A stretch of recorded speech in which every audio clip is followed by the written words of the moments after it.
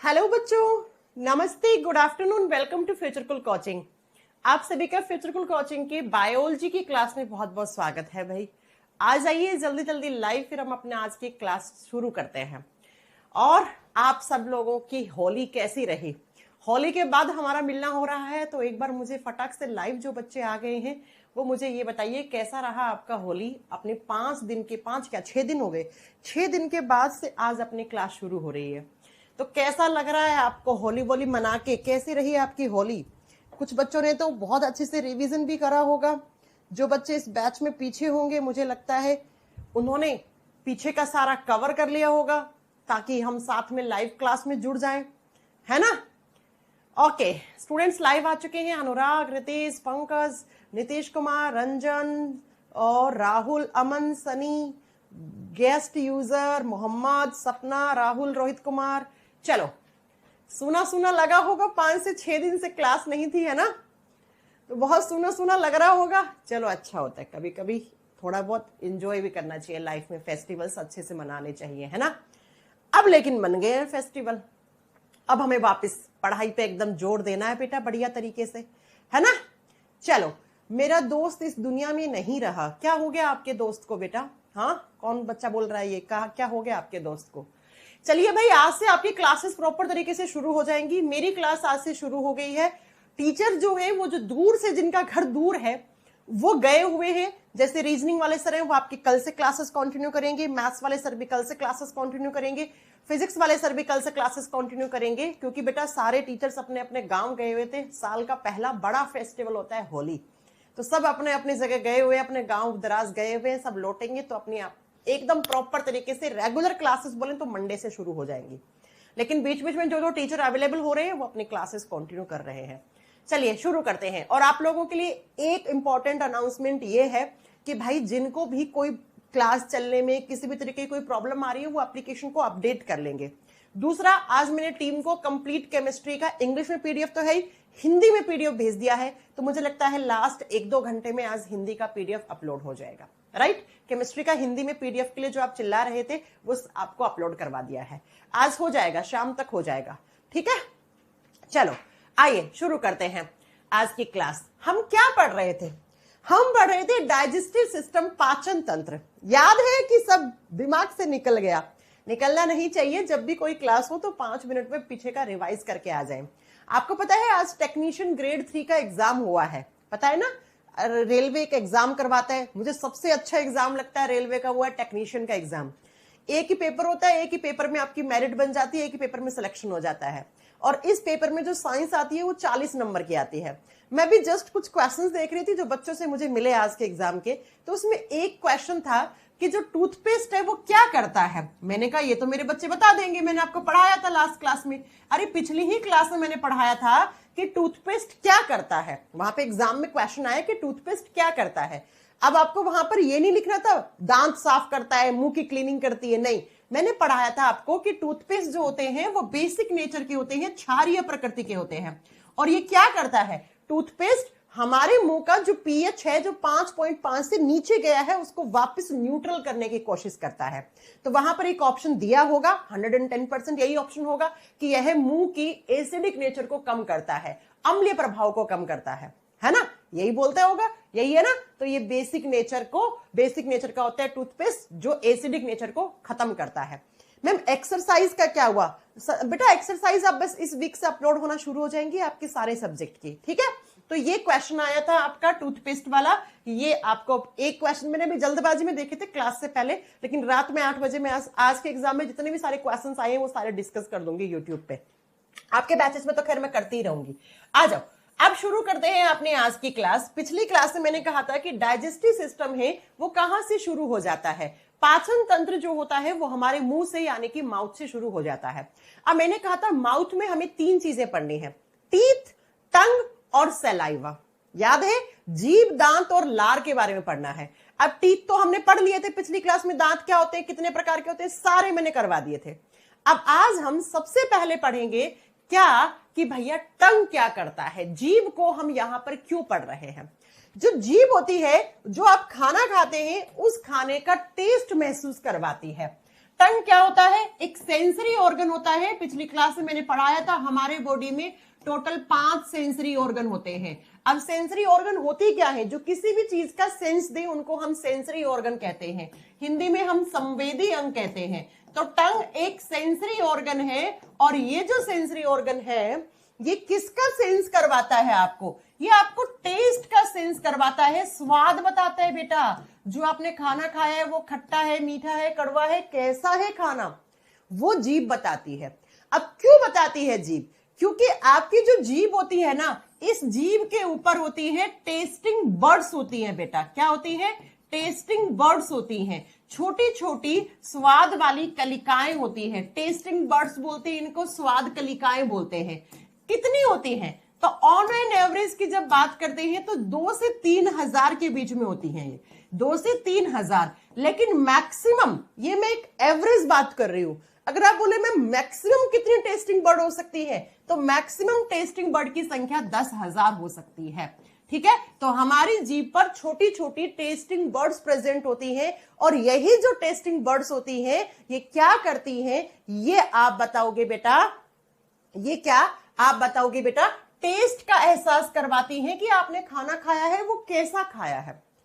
अब मैं आपको एक बात बताऊं, टेस्टिंग बर्ड्स जो होती हैं इनका नंबर लड़कियों में ज्यादा होता है, लड़कों में कम होता है। इसलिए आप देखो ना, लड़कियों को तुरंत पता लग जाता है टेस्ट कैसा है।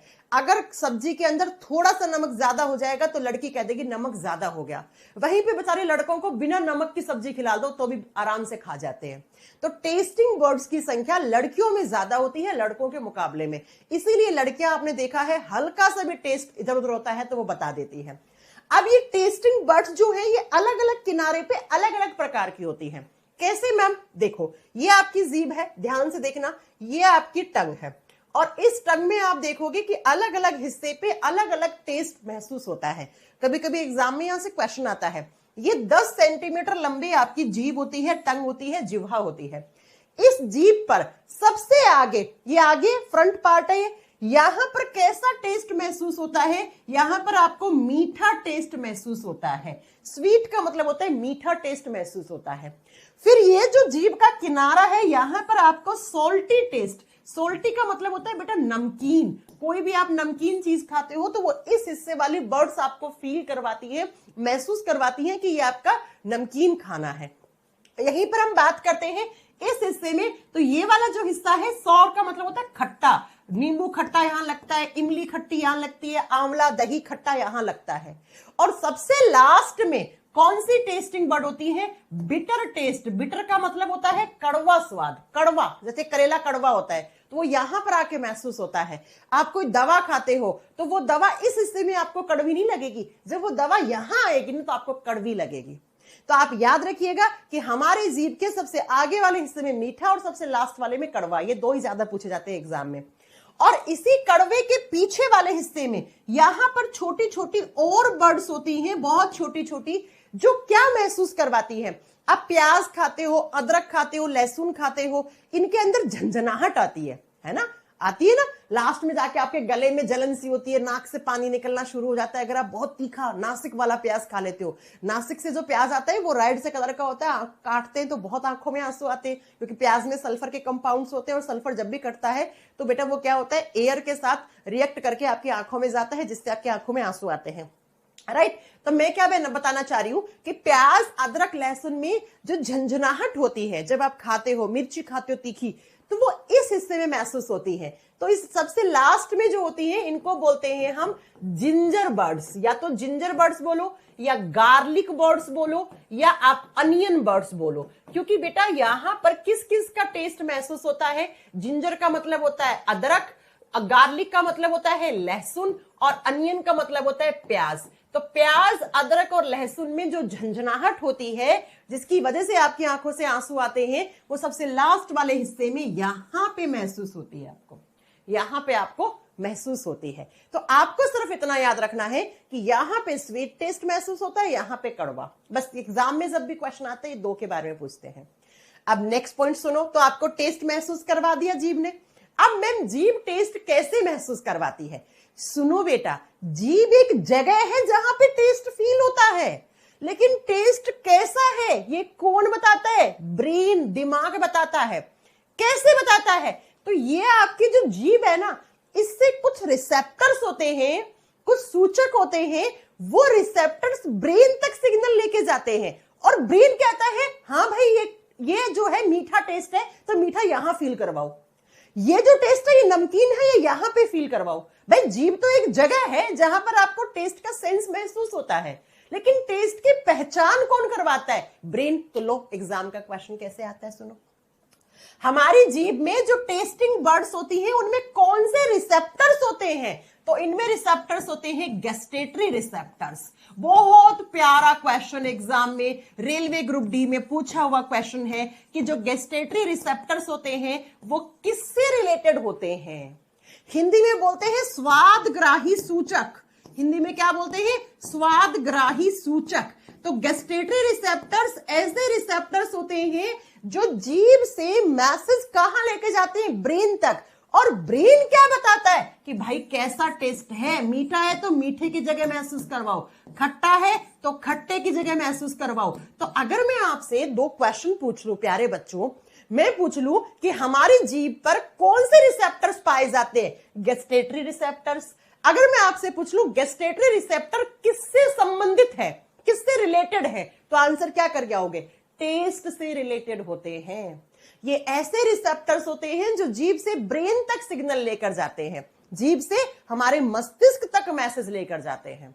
ठीक है जी मैम। नेक्स्ट लिखो, जो टंग होता है वो होता है muscular organ. Tongue is a muscular organ. जो जीभ है वो एक मांसपेशीय अंग है। बच्चों मांसपेशीय अंग का मतलब क्या होता है? ये मांस का टुकड़ा है। हाँ, हमारी जीभ में कोई हड्डी नहीं होती, कोई पसली नहीं होती, सिर्फ जीभ एक मांस का टुकड़ा है। और ऐसा कोई भी ऑर्गन, ऐसा कोई भी अंग जो सिर्फ मांस से बना हुआ है, जो सिर्फ मसल से बना हुआ है, उसको मस्क्यूलर ऑर्गन कहते हैं, उसको मांसपेशीय अंग कहते हैं। तो हमारा जीभ कैसा ऑर्गन है? हमारा जीभ एक मस्क्यूलर ऑर्गन है, एक मांसपेशीय अंग है, जिसकी लंबाई, जिसकी लेंथ, एल का मतलब लेंथ है, 10 सेंटीमीटर लंबा आपका जीभ होता है। 10 सेंटीमीटर लंबा आपका जीभ होता है। याद रखना, सिर्फ मांस का टुकड़ा है। गैस्ट्रेटरी रिसेप्टर्स होते हैं जो जीभ से मैसेज ब्रेन तक लेके जाते हैं। और काम क्या होता है? तो जीभ के अलग अलग हिस्से पर हमें खाना जो खाया है उसका टेस्ट महसूस होता है। राइट जी मैम। चले अब अगला। तो जीभ में किसी भी तरीके का कोई डाइजेशन नहीं होता है। जीभ का एक ही काम होता है टेस्ट की पहचान करवाना। करवा दिया भैया आपको टेस्ट की पहचान। अब नेक्स्ट पॉइंट आता है, हमारे माउथ में 3 नंबर पे जो ग्लैंड्स होती हैं, मैंने कहा था हम मुंह में 3 चीज पढ़ेंगे, teeth, tongue and salivary glands. तो यहां से क्वेश्चंस की बौछार होना शुरू हो जाती है। हमारे मुंह में जो ग्रंथियां पाई जाती हैं उनको हम सलाइवरी ग्लैंड्स कहते हैं। हिंदी में लिखो, हमारे माउथ में लारीय ग्रंथियां पाई जाती हैं, सलाइवरी ग्लैंड्स पाई जाती हैं। सलाइवरी ग्लैंड्स क्या होती हैं? वो ग्लैंड्स जो सलाइवा बनाए, नाम से क्लियर है, इसमें तो लिखने की जरूरत भी नहीं है, फिर भी लिख दो। ऐसी ग्रंथियां जो लार बनाए, सलाइवा बनाए। कितना बनाती है बेटा? एक दिन में 1 से 1.5 लीटर लार बनता है आपके मुंह में। जी हाँ, एक दिन में 1 से 1.5 लीटर लार बनता है। लार के पीएच का मान बहुत बार पूछा जाता है। पीएच वैल्यू ऑफ सलाइवा तो करके आओगे 6.8। देखो, दांत का पीएच बोले 5.5, मुंह का पीएच बोले 5.5, सलाइवा का पीएच बोले 6.8। दोनों का आंसर अलग अलग होगा, याद रख लेना ये चीज। ठीक है, दोनों का आंसर अलग अलग होगा। इस चीज को बहुत अच्छे से लिख लेना अपने नोट्स में। अब बात ये आती है कि मैम आखिर ये सलाइवरी ग्लैंड्स कितने प्रकार की होती है? जो एग्जाम में क्वेश्चन आएगा वो यहां से बनेगा। हमारे मुंह में 3 प्रकार की सलाइवरी ग्लैंड्स होती हैं। There are 3 types of salivary glands. दिखाती हूं फोटो और आपको नाम समझाती हूं। और एक क्वेश्चन आप जब PYQ लगाओगे तो एक क्वेश्चन आपको बार बार मिलेगा, क्या लार्जेस्ट सलाइवरी ग्लैंड कौन सी है? सबसे बड़ी लारीय ग्रंथि कौन सी होती है? ये क्वेश्चन आपको PYQ में बहुत बार मिलेगा। देखो, ये इंसान ऐसे खड़ा है तो आपको ये हिस्सा दिख रहा है, ये नहीं दिख रहा है, लेकिन होगा तो ये भी ना। है ना। तो देखो हमारे मुंह में 3 प्रकार की सलाइवरी ग्लैंड होती है। कौन कौन सी होती है यहीं से आपको मैं पूरा समझाऊंगी और यहीं से आपको लिखना है। सुनिए, पहली जो होती है उसको बोलते हैं पैरोटिड ग्लैंड। अच्छा, आपको फुल फॉर्म में लिखना है, पैरोटिड सलाइवरी ग्लैंड लिख लो। क्या हो गया, लिख दो। पहली जो होती है वो होती है पैरोटिड ग्रंथियां। अब आपको पता होना चाहिए कि ये जो मैम ग्रंथि पढ़ा रही है ना, ये सलाइवरी ग्लैंड है, तो आप पूरा नाम ना भी लिखो तो चलेगा। पैरोटिड सलाइवरी ग्लैंड्स कितनी होती है? एक पेयर। एक पेयर का मतलब क्या हो गया? 2। हाँ, 2 होती है बेटा। मैम कहाँ होती है? मुंह में। मुंह में कहाँ होती है? कान के पास। ये कान है, एक यहां एक यहां, देखो इस फोटो में दिख रही है ना। ये जो पैरोटिड सलाइवरी ग्लैंड होती है ये कहां पाई जाती है? ये नियर बाय ईयर्स, लिख दो। ये हमारे कान के नजदीक पाई जाती है। किसके नजदीक? कान के नजदीक पाई जाती है। और बेटा ये जो सलाइवरी ग्लैंड है ना, ये सबसे बड़ी सलाइवरी ग्लैंड होती है। It is the largest salivary gland. यह सबसे बड़ी लार्य ग्रंथि होती है। इसको स्टार कर लो, बहुत बार एग्जाम में आता है कि सबसे बड़ी लार्य ग्रंथि कौन सी होती है, तो आंसर क्या करके आओगे? सबसे बड़ी लार्य ग्रंथि पैरोटिड सलाइवरी ग्लैंड होती है। जी मैम। कहां होती है? कान के पास। कितनी होती है? 2, यानी 1 पेयर, है ना। उसके बाद लिखो दूसरी कौन सी होती है? दूसरी होती है सबलिंगुअल सलाइवरी ग्लैंड। जीभ के नीचे। जीभ के नीचे, एक इस हिस्से में एक इस हिस्से में, ऐसे होती है। तो नंबर 2 पे लिखो, हिंदी में सेम नाम है बेटा, सबलिंगुअल ग्रंथि ही बोलेंगे। हिंदी में क्या बोलेंगे? सबलिंगुअल ग्रंथि। क्या बनाएगी? सलाइवा बनाएगी। ठीक है जी मैम। ये जो सबलिंगुअल ग्लैंड होती है ये जीभ के नीचे होती हैं, तो लिख दो बिलो टंग, यानी कि जीभ के नीचे। किसके नीचे? तो जीभ के नीचे लिख देना ये चीज, राइट। हाँ जी मैम। ये कहां होती है? बिलो टंग। इस डायग्राम में भी आपको दिख रहा है, ये जीभ के नीचे होती है। अब मुझे ये बताओ कि इन तीनों में से आपको सबसे छोटी कौन सी दिख रही है? तो यही दिख रही होगी सबसे छोटी। तो ये वाली स्मॉलेस्ट सलाइवरी ग्लैंड होती है। ये सबसे छोटी लार्य ग्रंथि है। तो जब नोट्स बनाओ, आपको जो नोट्स दिया है उसमें सब कुछ लिखा हुआ है। It is smallest salivary gland. ये सबसे छोटी होती है, जीभ के नीचे होती है। और जो तीसरी होती है वो होती है निचले जबड़े के नीचे। ये जो जबड़ा है इसको क्या बोलते हैं? मैंडिबल जबड़ा बोलते हैं। हमारे जबड़ों के नाम होते हैं। ऊपर वाले को मैक्सिबल जबड़ा बोलते हैं, नीचे वाले को मैंडिबल। तो प्यारे बच्चों, क्या कि ये जो नीचे वाला जबड़ा होता है इसके नीचे 2 होती है सलाइवरी ग्लैंड, जिसका नाम होता है सबमैंडिब्यूलर ग्लैंड। क्या होता है? लिख दो सबमैंडिब्यूलर। सबमैंडिब्यूलर लार्य ग्रंथियां, पूरा भी लिख सकते हो आप। ये कहां होती है? तो बिलो लोजो, निचले जबड़े के नीचे। जो लोअर वाला जबड़ा है जिसको मैंडिबल बोलते हैं उसके नीचे होती है। अब संख्या में देखो, ये भी 2 होती हैं सबलिंगुअल और ये भी 2 होती हैं। तो मुझे ये बताओ टोटल कितनी सलाइवरी ग्लैंड होगी? अरे टोटल कितनी होगी? 6 होगी। कितने प्रकार की होगी? 3। तो तीनों एक एक जोड़ी है तो 6 होगी टोटल। होगी कि नहीं होगी? जी मैम। तो मैंने कहा हमारे मुंह में 3 प्रकार की सलाइवरी ग्लैंड्स होती हैं। कौन कौन सी? नोट्स में क्या लिखोगे? नंबर 1 पे आती है पैरोटिड ग्लैंड, पैरोटिड ग्रंथियां। कहां होती हैं? कान के पास। कितनी होती है? 2। इन तीनों में से सबसे बड़ी कौन सी है? पैरोटिड सलाइवरी ग्लैंड है, 2 होती है। उसके बाद हमारी जीभ के नीचे 2 होती हैं जिनको सबलिंगुअल ग्लैंड बोलते हैं, सबलिंगुअल ग्रंथियां बोलते हैं। ये सबसे छोटी लार्य ग्रंथियां होती हैं। पूछे कहां? मुंह में। मुंह में कहां? जीभ के नीचे। ठीक है। तीसरी जो होती है उनको बोलते हैं सबमैंडिब्यूलर। मैंडिबल जबड़ा होता है नीचे वाला, नीचे वाले जबड़े के नीचे होती है। और ये सबसे छोटी है, ये सबसे बड़ी है। तीनों एक एक जोड़ी होती है। तो टोटल सलाइवरी ग्लैंड्स की संख्या कितनी होगी? 6। अरे बता दोगे टोटल सलाइवरी ग्लैंड्स की संख्या कितनी होगी? 6। अब मुझे ये बताओ ये क्या काम करती हैं? ये दिन रात एक ही काम करती हैं भैया। इनका एक ही काम है, क्या बनाना? लार बनाना, सलाइवा बनाना। हाँ, ये तीनों मिलकर सलाइवा बनाती है, लार बनाती है। कितना मैम? एक दिन में 1 से 1.5 लीटर लार बनता है।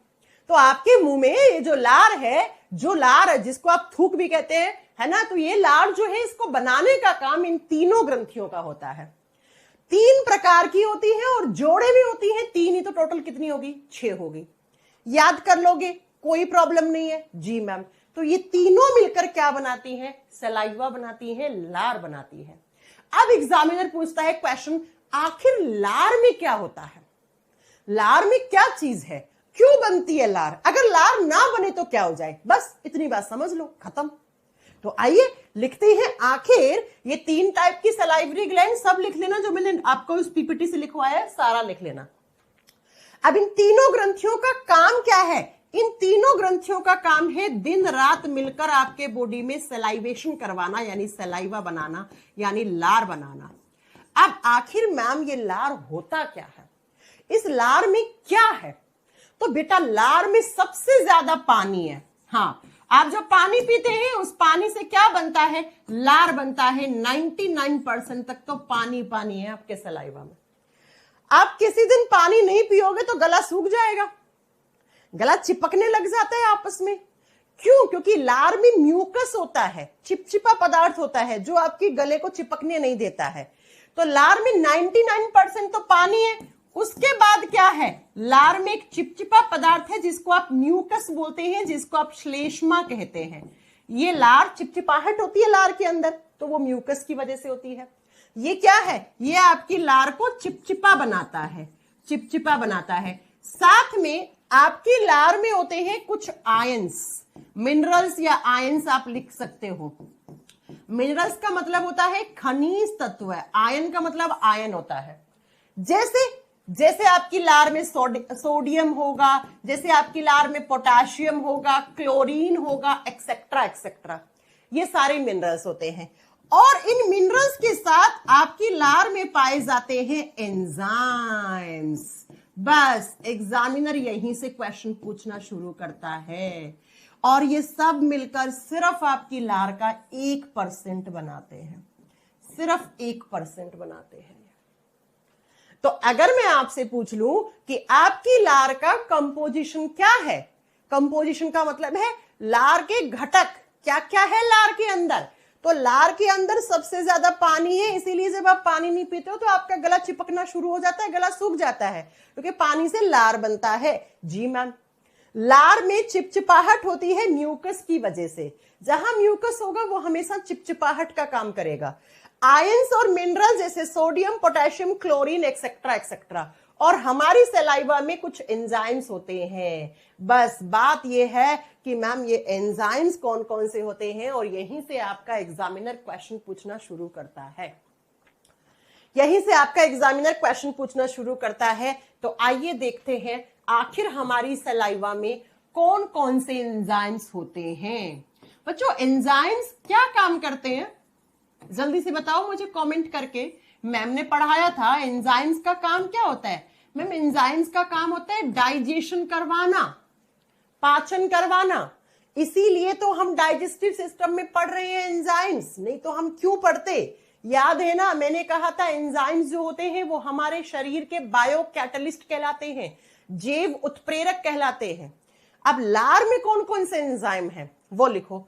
हमारी लार में जो पहला एंजाइम होता है उसको कहा जाता है, पहले एंजाइम का नाम है लाइसोजाइम एंजाइम। जी हां, अब लाइसोसोम मत कर देना इसे, ये लाइसोजाइम है, मैं हिंदी में भी लिख रही हूं।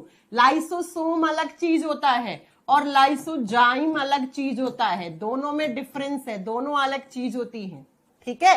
लाइसोसोम हमारी सेल्स के अंदर होता है, हमारी कोशिकाओं में होता है। लाइसोजाइम एक एंजाइम होता है। और लार में जो दूसरा एंजाइम होता है उसको बोलते हैं सलाइवरी अमाइलेज एंजाइम। कभी ना कभी तो PYQ लगाए होंगे, हाँ, तो ये बहुत बार आपके दिमाग में क्वेश्चन आया होगा, बहुत बार पूछा जाता है सलाइवरी अमाइलेज एंजाइम किस में होता है, सलाइवा में होता है। हिंदी में क्या बोलते हैं, हिंदी में बोलते हैं इसको लारिये amylase enzyme, लारिये amylase enzyme.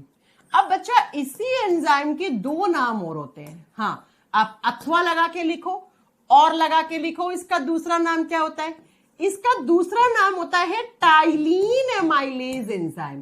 Ptyalin amylase enzyme. जब स्पेलिंग लिखते हैं तो पी से लिखते हैं, जब प्रोनाउंस करते हैं तो टी से करते हैं। टाइलीन amylase enzyme. Ptyalin amylase enzyme, ये इसी एंजाइम का दूसरा नाम है प्यारे बच्चों।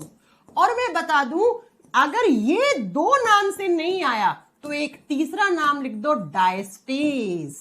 तीसरा नाम लिखो डायस्टेज। हमारी सलाइवा में डायस्टेज एंजाइम पाया जाता है। अच्छा, मैं आपको एक बात बताऊं, ये जो डायस्टेज है ये एंजाइम्स का ग्रुप है। It is a group of enzyme. It is a group of enzyme. अब डायस्टेज तो एंजाइम का ग्रुप है, उस ग्रुप में सबसे ज्यादा एंजाइम कौन सा है हमारी लार में? सलाइवरी एमाइलेज एंजाइम, है ना। ज्योति बेटा, आज केमिस्ट्री के हिंदी के नोट्स अपलोड हो जाएंगे, डोंट वरी, टीम को भेज दिया मैंने। तो मैंने कहा अगर एग्जामिनर पूछ ले 4 ऑप्शन देके कि इनमें से कौन सा एक एंजाइम है जो हमारी सलाइवा में होता है, तो लाइसोजाइम ऑप्शन में हो सकता है, सलाइवरी एमाइलेज ऑप्शन में हो सकता है, टाइलीन एमाइलेज ऑप्शन में हो सकता है, डायस्टेज ऑप्शन में हो सकता है, 5वां कोई ऑप्शन नहीं बनेगा। ठीक है जी मैम। अब एंजाइम का काम क्या होता है? डाइजेशन करवाना। होता है कि नहीं होता है? जी मैम।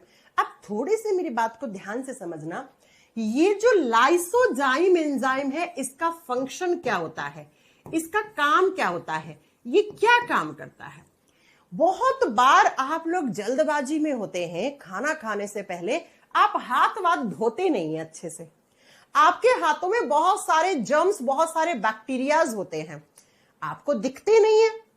क्यों? क्योंकि बैक्टीरियाज और जर्म्स जो होते हैं, कीटाणु और जीवाणु होते हैं, वो माइक्रोब्स होते हैं, वो सूक्ष्म जीव होते हैं। वो इतने छोटे होते हैं कि वो आपको नेकेड आई से नहीं दिखते हैं, नग्न आंखों से नहीं दिखते हैं, वो माइक्रोस्कोप से दिख सकते हैं। तो आपने हाथ नहीं धोए, सीधा खाना खा लिया, हाथ यहाँ वहां कहाँ यहाँ टच करके आए, गंदी वंदी जगह खाना खा लिया, तो उस खाने के साथ जर्म्स और बैक्टीरिया आ गया। जी मैम। कभी कभी होता है आप कोई फल फ्रूट सड़ा हुआ खा लेते हैं, है ना, तो इनके अंदर जितने भी सारे जर्म्स और बैक्टीरियाज आते हैं उनको मारने का काम करता है लाइसोजाइम। ध्यान से सुनना, मैम ने बोला है इसका काम क्या है बेटा, इसको अंडरलाइन कर लेना, to kill germs and bacterias, to kill germs and bacterias। ये कीटाणुओं और जीवाणुओं को नष्ट करता है, मार देता है। किसको मारता है? कीटाणु और जीवाणु को मारता है। क्या मैम ने वायरस लिखा है कहीं पर भी? नहीं। तो बेटा लाइसोजाइम वायरस को नहीं मार सकता। अगर ये वायरस को मार सकता था ना बेटा, तो अब कभी आपको सर्दी जुकाम नहीं होता। एक बार एग्जाम में क्वेश्चन पूछा, क्या पूछा कि लाइसोजाइम जो है उसके बारे में कौन सा स्टेटमेंट सही है। वहां पे एक स्टेटमेंट दिया हुआ था कि it can kill virus. No भैया, मैम ने तो नहीं पढ़ाया, ये वायरस को नहीं मार सकता है। ठीक है, ये वायरस को नहीं मार सकता है, कुछ सर्टन बैक्टीरिया को मार पाता है, सारी बैक्टीरिया को भी नहीं मार पाता है। अगर सारी बैक्टीरिया को ये एंजाइम मार देता तो सोचिए हमें कभी बैक्टीरियल डिजीज ही नहीं होती, टीबी जैसी खतरनाक बीमारी नहीं होती। तो मैम ये कुछ ही गिने चुने बैक्टीरिया को मार पाता है, लेकिन वायरस को तो बिल्कुल नहीं मार पाता। तो ये एंजाइम जो है ये क्या करता है, ये जर्म्स और बैक्टीरियाज को किल करने का काम करता है, कीटाणु जीवाणु को नष्ट कर देता है, मार देता है। जी मैम, मार दिया, इसका एक ही काम है, आपको एक ही लिखना है। ठीक है, अब आओ, ये क्या काम करता है एंजाइम? ये एक ही एंजाइम है, अलग अलग नाम है भैया, है तो एक ही एंजाइम, अलग अलग नाम है। अब इसका काम क्या होता है? ये जो एंजाइम है ना, ये तीनों, इन तीनों को एक ही एंजाइम बोलेंगे हम, ये अलग अलग नहीं है, कहीं तुम अलग अलग समझ लो। इन तीनों का काम क्या होता है? इन तीनों का फंक्शन होता है digestion of carbohydrate. It is helpful in digestion of carbohydrates. ये किसका डाइजेशन करते हैं? ये तीनों एंजाइम मिलकर जो आपने खाने में क्या खाई है, कार्बोहाइड्रेट्स खाई हैं, उनका डाइजेशन कर पाते हैं। यानी कि ये जो एंजाइम है ये किसके पाचन में सहायक है? ये शर्करा के पाचन में सहायक होते हैं। शर्करा के पाचन में सहायक होते हैं। बच्चों, कितने बच्चों को ये बात याद है, मैंने कहा था हम खाना खाने में कार्बोहाइड्रेट, प्रोटीन और फैट खाते हैं, और मैंने कहा था इन तीनों का डाइजेशन होता है, ये तीनों पचते हैं। जी मैम। तो हमारे मुंह में सबसे पहले कार्बोहाइड्रेट्स का डाइजेशन शुरू हो गया। किसने करा? सलाइवरी अमाइलेज एंजाइम ने। अब मैंने आपको पिछली क्लास में बहुत अच्छे से 4 बार रिपीट करके एक लाइन बोली थी। मैंने कहा था हम अधिकतर कार्बोहाइड्रेट हैं वो किसकी फॉर्म में खाते हैं? वो स्टार्च की फॉर्म में खाते हैं। तो पता है स्टार्च को माल्टोज में बदलने का काम किसका होता है? इसी एंजाइम का। स्टार्च को हिंदी में स्टार्च या मंड भी बोला जाता है। ये स्टार्च को माल्टोज में बदल देते हैं। मैंने कहा कि ये जो एंजाइम है कौन सा? सलाइवरी अमाइलेज, या उसी का नाम होता है टाइलिन अमाइलेज, या उसी को हम डायस्टेज एंजाइम्स का ग्रुप कहते हैं।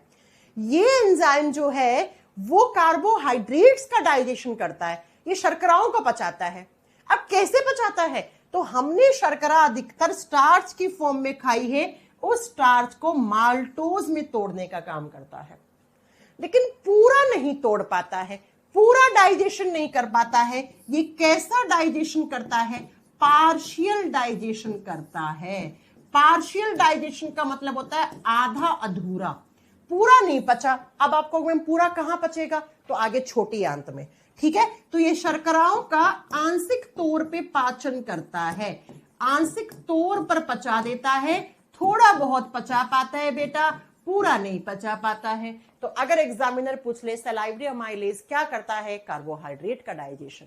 कैसे? स्टार्च को माल्टोज में बदल देता है। अब मैं आपको बताती हूं और अच्छे से सुनो।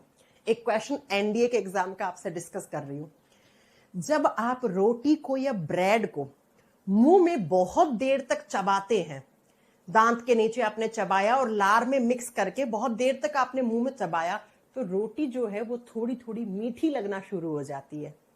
कभी करिएगा ये एक्सपेरिमेंट। क्यों? क्योंकि रोटी में कार्बोहाइड्रेट होती है, स्टार्च होती है, और ये कार्बोहाइड्रेट है, इसका डाइजेशन शुरू हो जाता है, ये स्टार्च माल्टोज में बदल जाता है, और ये माल्टोज जो है वो आपको मीठापन का एहसास देता है।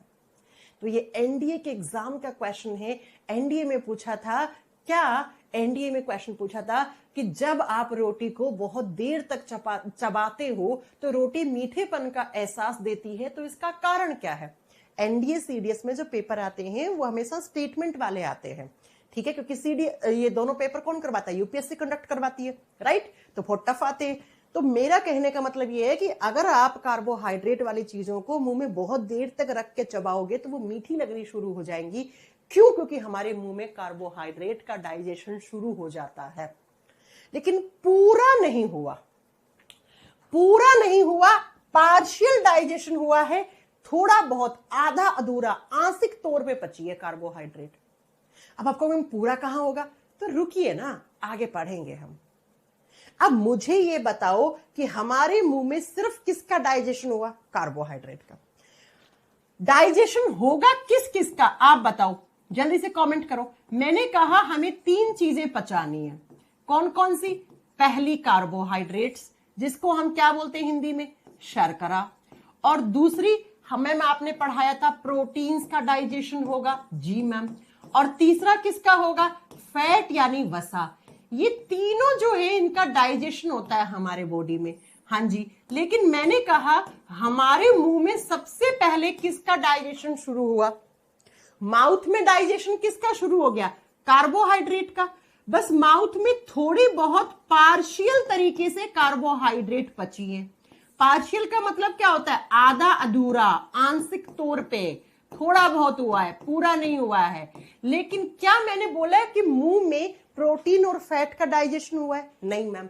इसका मतलब ये दोनों क्या है? ये दोनों तो अभी अनडाइजेस्टेड है। अनडाइजेस्टेड का मतलब होता है बिना पचा हुआ, अपचित। अपचित का मतलब होता है बेटा बिना पचा हुआ खाना है ये तो हमारे मुंह में। और ये क्या है? ये थोड़ा बहुत पचा हुआ है, ये आधा अधूरा पचा हुआ है, आधा अधूरा डाइजेस्टेड फूड है। तो प्यारे बच्चों, अब जैसे ही आपने खाना जो है क्या उस खाने को मुंह में रख के अब आपने निगल लिया, तो ये जो खाना है ये खाना सारा मिक्स हो गया। हाँ, जो खाना आप मुंह से निगलोगे और आपके गले में पाइप में जाएगा उसमें मिक्स फूड जाएगा। अब मिक्स का मतलब क्या है? थोड़ा बहुत पचा हुआ और बहुत सारा बिना पचा हुआ। तो ये जो मिक्सचर बना है ऐसे डाइजेस्टेड और अनडाइजेस्टेड फूड का, ये पचा हुआ और बिना पचा हुआ खाने का जो मिक्सचर बना है, इसी मिक्सचर को नाम देते हैं बोलस। इस मिश्रण को क्या नाम दिया जाता है? बोलस फूड नाम दिया जाता है। और ये रेलवे एएलपी के एग्जाम में पूछा हुआ क्वेश्चन है कि माउथ का वो खाना, जो खाना आपके मुंह से फूड पाइप में जाता है, उसका नाम क्या होता है? उसका नाम बड़े बड़े अक्षरों में लिख दो, बोलस होता है। बोलस होता है। ठीक है, बोलस क्या है? कुछ नहीं, मुंह में आपने खाना चबा लिया, जो खाना आपने निगला है गले के पाइप में गया उसको बोलस कहेंगे। अब बोलस में क्या पचा हुआ है? थोड़ी बहुत कार्बोहाइड्रेट। बिना पचा हुआ क्या आया? प्रोटीन और फैट आया। ये लो, इसको बोलस बोलेंगे। मिक्सचर बन गया ना ये पचा और बिना पचे खाने का। हाँ जी मैम, तो इसी मिक्सचर को नाम दे दिया बायोलॉजी में, एनसीईआरटी में लिखा हुआ है बोलस, राइट? अरे बात समझ में आई मेरी? इतनी क्या समझ में नहीं आने वाली बात है? सुनो, ये आपका ये खाना, ये देखो, ये बोलस है, दिखा है बोलस, एनसीईआरटी का डायग्राम है ये बोलस। आपको समझना पड़ेगा बोलस का मतलब क्या है, क्या पचा हुआ है क्या बिना पचा हुआ, वो आपको समझ में आना चाहिए, राइट? तो ये जो आपका सारा का सारा मुंह का खाना है, इस तरीके से देखो, ये आपका मुंह था, मुंह में दांत, दांत सलाइवा, सलाइवरी ग्लैंड ने सलाइवा बनाया, सलाइवा में सलाइवरी एमाइलेज ने कार्बोहाइड्रेट का डाइजेशन कर दिया, अब ये बोलस बन गया। अब इस खाने को आपने निगल लिया, तो निगला तो इस पाइप में आया खाना, और ये जो पाइप है, इस पाइप को आप क्या बोलते हो? फूड पाइप, भोजन वाली नली। एक पाइप, पाइप तो पाइप होता है, तो ये भी पाइप ही है। इस पाइप में खाना आ गया। इस पाइप का काम क्या होता है? इसका काम है ये जो खाना है इसको पेट में ले जाना। ये पेट है बेटा आपका जे अक्षर के जैसा, यहां पे ले जाना। इस पाइप का काम क्या है? बोलस फूड को जो पीछे से आपके मुंह से खाना आया उसको पेट में पहुंचाता है ये पाइप। ठीक है, तो अब हम डाइजेस्टिव सिस्टम का दूसरा हिस्सा क्या लिखेंगे? हमारा माउथ वाला पार्ट खत्म हो गया, हमारा मुंह वाला हिस्सा खत्म हो गया। क्यों? क्योंकि हमने दांत पढ़ लिए, हमने जीभ पढ़ लिया, हमने सलाइवरी ग्लैंड, सलाइवा पढ़ लिया, सलाइवा में कौन से एंजाइम होते हैं, कैसे पचाते, सब पढ़ लिया हमने। जी मैम, सब पढ़ लिया। तो अब बोलस खाना कहां आएगा? अब आएगा हमारे फूड पाइप में। तो माउथ को 1 नंबर दिया था, तो फूड पाइप को 2 नंबर दे दो। अरे समझ आ रहा है ना? हाँ बताओ, कोई डाउट तो नहीं है? फूड पाइप जिसको हम भोजन नली कहते हैं। अब आप कहोगे मैम क्वेश्चंस कैसे बने माउथ से? अरे भैया, सलाइवा में कौन सा एंजाइम होता है, किसको पचाता है, स्टार्च को माल्टोज में कौन बदलता है, कौन सा सलाइवा में एंजाइम होता है जो एंजाइम जर्म्स और बैक्टीरियाज को खत्म कर देता है? ये एग्जाम के तो क्वेश्चंस है, मेरे थोड़ी है। ये सारे एग्जाम के तो क्वेश्चंस है। सलाइवा का पीएच कितना होता है, एक दिन में कितना सलाइवा बनता है, सबसे बड़ी सलाइवरी ग्लैंड कौन सी है, सबसे छोटी सलाइवरी ग्लैंड कौन सी है, ये लो, ये सारे क्वेश्चंस है एग्जाम के, है ना? जी मैम, आ जाइए। फूड पाइप जिसका दूसरा नाम होता है ईसोफेगस। हाँ, फूड पाइप को हम बायोलॉजी में, फूड पाइप तो हम जनरली हम लोग बोलते हैं, बायोलॉजी में इसका नाम होता है oesophagus. Oesophagus, oesophagus food pipe को बोलते हैं। ये पाइप होती है कितनी लंबी? इसकी लंबाई होती है 25 सेंटीमीटर। ये 25 सेंटीमीटर लंबी एक पाइप है, एक नली है। जिस नली का काम क्या होता है? जिस नली का काम होता है जो माउथ से फूड आया है, माउथ का मतलब मुंह, मुंह से जो भोजन आया है, जो बोलस फूड आया है, उस माउथ वाले फूड को कहां पर ट्रांसफर करना? स्टमक। स्टमक का मतलब होता है पेट या उदर, पेट या उदर या अमाशय, वहां तक पहुंचाना। ठीक है, it transfer food from mouth to stomach. ये फूड को, फूड बोले तो कौन सा फूड? बोलस लिख दूं? चलो मैं फूड ही लिख देती हूं, मैं भोजन लिख देती हूं। यह नली भोजन को मुंह से लेकर पेट तक छोड़ देती है या पेट में पहुंचाती है। कितनी लंबी नली होती है? 25 सेंटीमीटर लंबी नली होती है। अब कैसे पहुंचता है वो सुनो। ये क्वेश्चन एग्जाम में आता है कि आखिर ये पहुंचता कैसे है। इस नली को जब आप देखोगे तो आपको ऐसे दिखेगी, ये ऐसे अंदर की तरफ ये नली है, इसमें अंदर की तरफ मसल्स होती हैं, मांसपेशियां होती हैं। और मसल्स जो होती है ना बेटा, उनका एक नेचर होता है, मांस का एक नेचर होता है। जैसे आपका एक नेचर है ना, कैसा ही भी हो सकता है आपका नेचर, वैसे मसल्स का भी नेचर है। मसल्स कॉन्ट्रैक्ट होती है, रिलैक्स होती है, सिकुड़ती है, फैलती है, सिकुड़ती है, फैलती है। ये मसल्स का नेचर है, प्रकृति है मांसपेशियों की। तो क्या हुआ, ये बोलस आया, ये खाना आया इस हिस्से में आया, तो यहां की मसल्स जो है वो कॉन्ट्रैक्ट कर गई, ऐसे सिकुड़ गई। कॉन्ट्रैक्शन से ये खाना नीचे की तरफ आ गया। अब ये मसल्स रिलैक्स हो गई, यहां की कॉन्ट्रैक्ट कर गई, यहां की सिकुड़ गई, तो ये खाना और नीचे आ गया। फिर और नीचे आया, देखो कॉन्ट्रैक्शन हुआ और नीचे गया, और ज्यादा नीचे गया, और नीचे गया, ऐसे करते करते आपके पेट में पहुंच गया। तो यहां पे लिखा हुआ है कॉन्ट्रैक्शन ऑफ स्मूथ मसल्स, है ना, क्या behind bolus force is forward. कहने का मतलब है कि ये जो खाना आया, इस खाने में, इस खाने को पेट तक कैसे पहुंचाया, तो इस बोलस को, जो हमारा फूड पाइप है, उसके अंदर की तरफ मांसपेशियों की लेयर होती है, मसल्स की लेयर होती है। ये लेयर जो है वो कॉन्ट्रैक्ट और रिलैक्स होती है, जिसकी वजह से इस बोलस के ऊपर एक फोर्स लगता है, एक बल लगता है, और ये फोर्स जो है वो लगने की वजह से ये बोलस जो है ऐसे ऐसे करता हुआ, ऐसे वेव के रूप में तरंग जैसी बनेगी और आपके पेट में पहुंच जाएगा। अब इसको कहते क्या है, इस मूवमेंट को कहते हैं पेरिस्टालसिस मूवमेंट। बस एग्जाम का क्वेश्चन ये है, लिख दो इसे क्या कहते हैं, इस प्रोसेस को क्या बोलते हैं, इसे बोलते हैं पेरिस्टालसिस प्रोसेस। बहुत बार एग्जाम में क्वेश्चन आता है बेटा, हिंदी में बोलते हैं क्रमाकुंचन विधि या क्रमाकुंचन प्रक्रिया। इस प्रोसेस को कहा जाता है पेरिस्टालसिस प्रोसेस।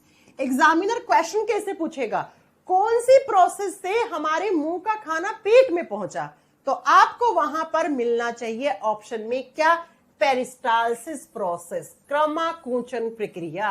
बस। अब आप पूछो मैम पेरिस्टालसिस क्या होता है, कुछ नहीं बेटा, मस्कुलर फोर्स लगने की वजह से मांसपेशियों के कॉन्ट्रैक्शन रिलैक्सेशन से एक फोर्स पैदा हुआ, जिस फोर्स से ये जो बोलस है वो आपके पेट से पहुंच गया, इसी को पेरिस्टालसिस कहते हैं और कुछ नहीं है। तो कौन सी मूवमेंट की वजह से, हमारे मूवमेंट या प्रोसेस की वजह से जो फूड पाइप है उसका सारा खाना पेट में आ गया, तो क्या करके आओगे बेटा, हमारे फूड पाइप में पेरिस्टालसिस होता है। और ये पेरिस्टालसिस कौन करवाता है, मसल्स करवाती हैं। तो क्या मुझे ये लिखवाने की जरूरत है, नहीं मैम, क्योंकि आपको सब कुछ नोट्स में लिखा हुआ मिलेगा। ये पेरिस्टालसिस प्रोसेस से हमारे मुंह का खाना कहां पहुंच गया, हमारे पेट में पहुंच गया।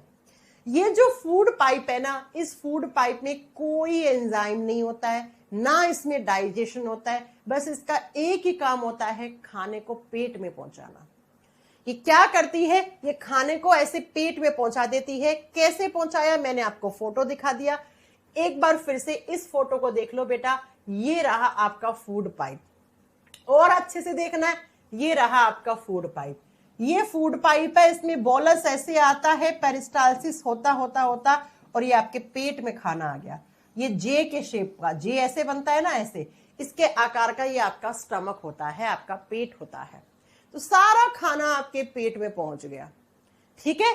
तो ईसोफेगस हमारे माउथ में एक 25 सेंटीमीटर लंबी नली है, भोजन नली है, जो भोजन को पहुंचा देती है पेट में। बाकी इसमें कोई डाइजेशन वाइजेशन नहीं होता है, याद रखना। अब खाना पहुंच गया, तीसरा ऑर्गन हमारा डाइजेस्टिव ट्रैक्ट का या एलिमेंट्री कैनाल का, जिसको आप स्टमक कहते हैं।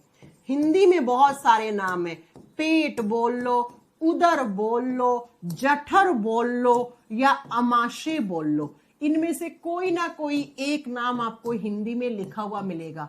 अमाशय, नॉट अग्नाशय, अग्नाशय पेनक्रियाज को बोलते हैं।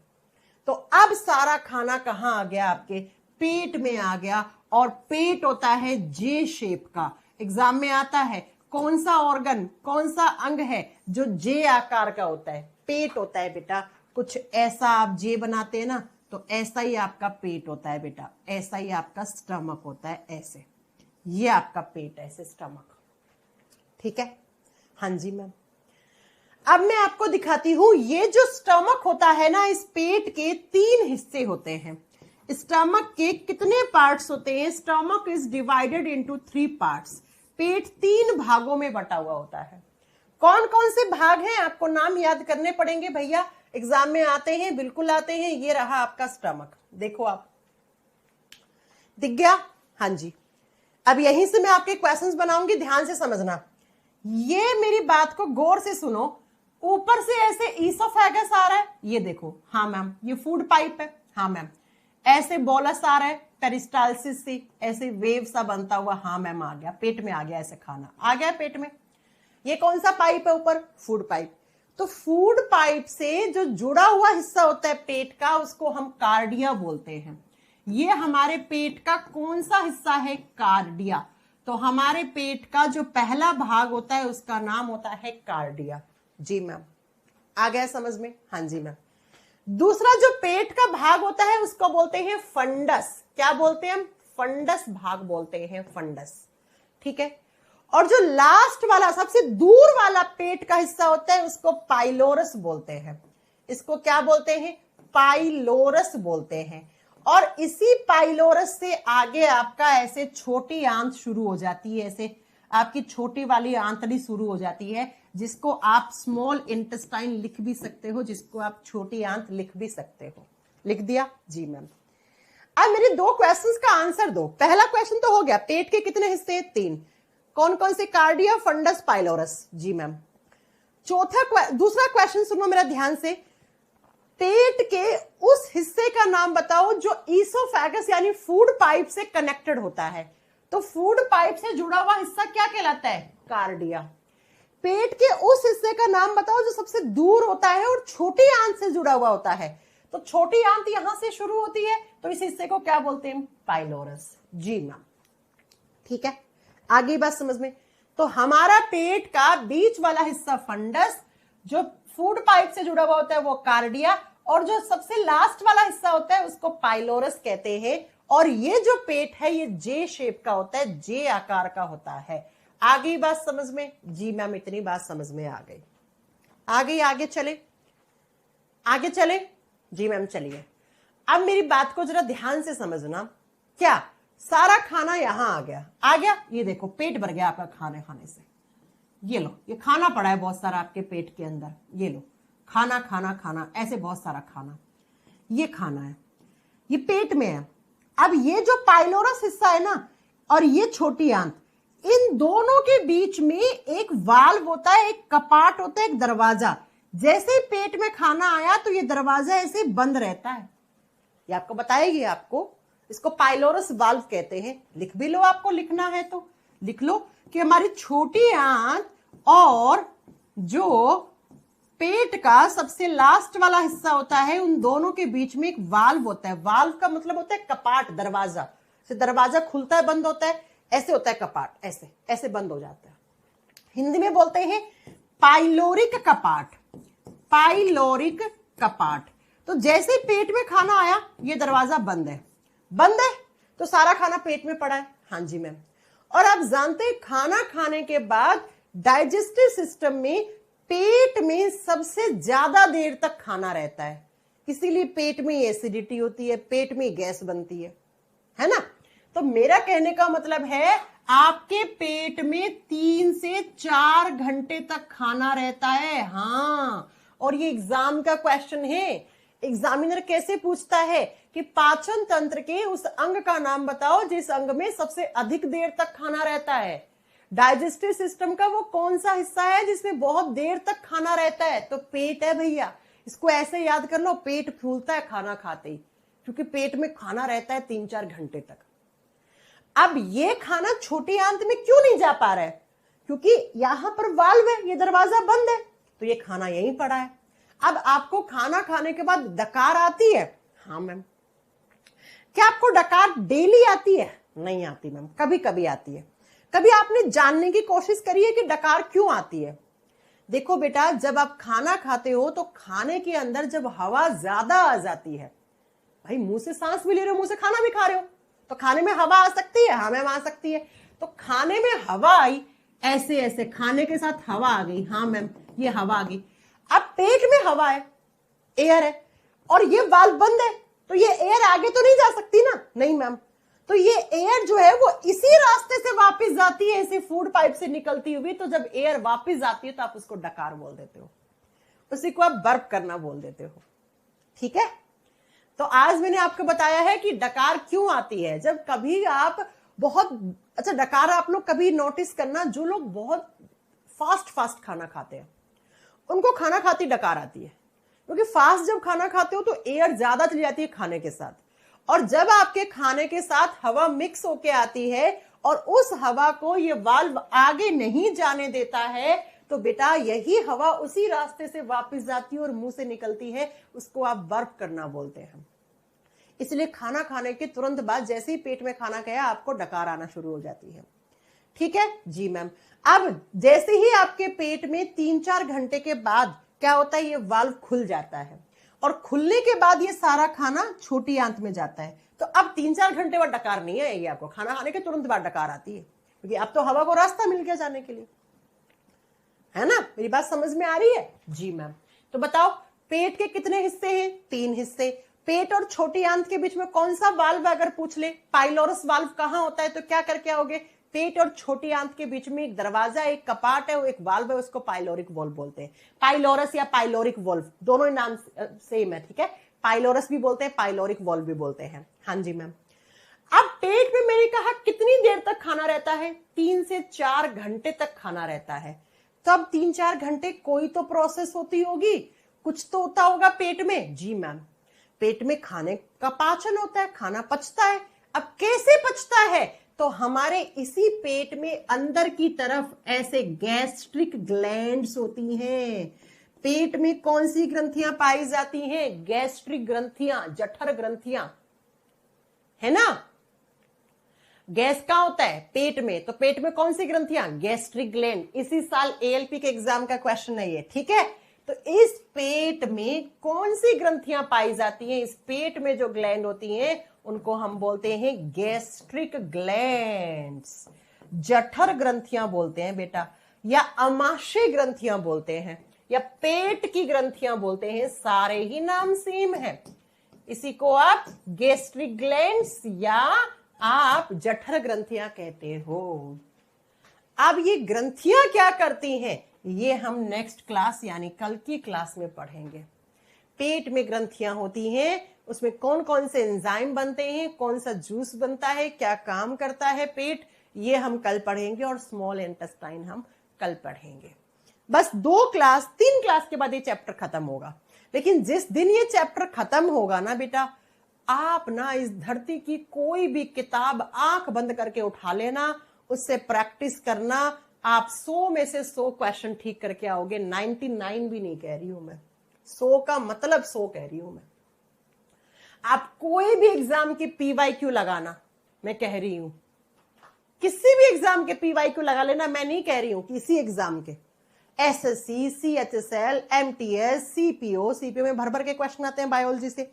आप रेलवे का कोई भी एग्जाम हो, टेक्नीशियन ग्रेड 3 का एग्जाम हो, एएलपी का एग्जाम हो, आप कोई ग्रुप डी का एग्जाम हो, अरे भैया आप एनडीएस, सीडीएस, जो फलाना ढिनका जितने भी एग्जाम होते हैं सबके क्वेश्चंस लगा लो आप पीवाईक्यू, और 100 मतलब 100 क्वेश्चन से ही करके आओगे आप, है ना।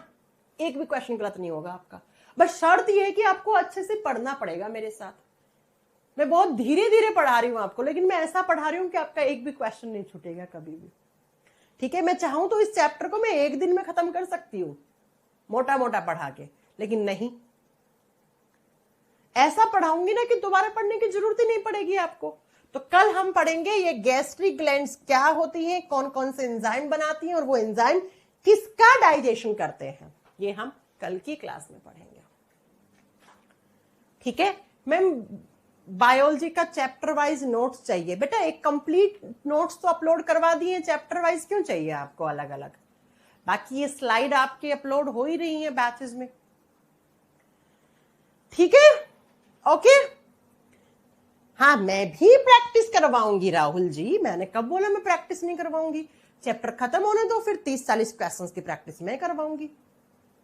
मैम आपकी फेस पे कलर नहीं लगा है। बेटा होली खेले हुए 2 दिन हो गए, आज तीसरा दिन है, उतर जाता है। कच्चे गुलाल से होली खेली थी हमने, उतर गया। नाखून वाखून पे तो फिर भी लगा है ना। ठीक है, नहा ली आपकी मैडम, 2 दिन लगातार नहाई है, इसलिए नहीं हुआ।